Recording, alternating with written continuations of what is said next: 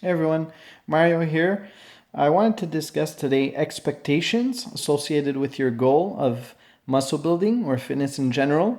I could use an example with bodybuilding, just because it's such a quantifiable sport. You know, not only do you see when somebody achieves something of achieving almost excellence within the sport, but you also see their accolades and what they've gotten as a result of that physique. So whether it's winning a competition or maybe they got a supplement contract from a brand that's just interested in using them to promote their product.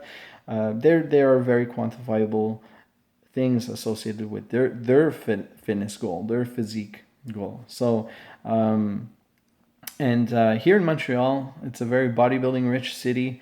Um, the athletes here set out to achieve like the top of the sport from the get go. I don't know how other cities are, but over here it's really as such.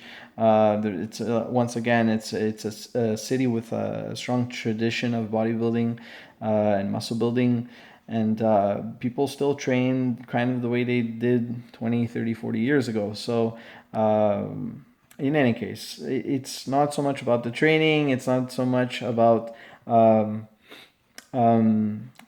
achieving great things. It's what this video is for is helping you set an expectation. And like I said, many of these athletes getting into the sport have gotten into it with the mindset that they were going to be the best ultimately in their category.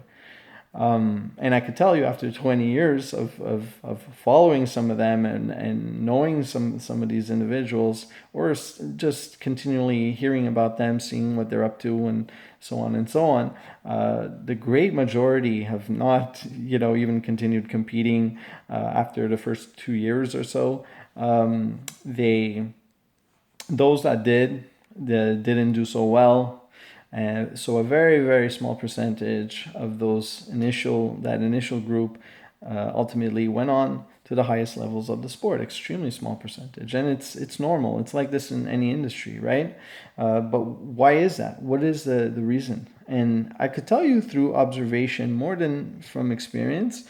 My own experiences show that if you do the opposite of what I'm telling you to do, you'll end up like those individuals that either give up or don't do so well in even in the long term. So even if they are consistent with training, with nutrition, with whatever needs to be done to achieve that goal, sometimes the problem is expectations. I had huge expectations, as you might know from some of my previous videos discussing my goals and why I didn't compete and what I ultimately wanted to achieve. I was essentially trying to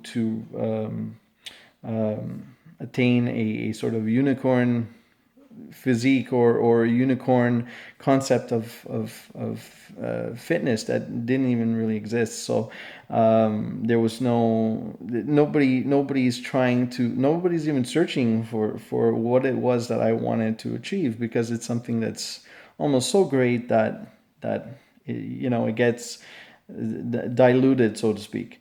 Even in the tech world, a unicorn is basically a startup that ultimately achieves sales of $1 billion or more per year. They label it as such because it's like this almost impossible thing to do.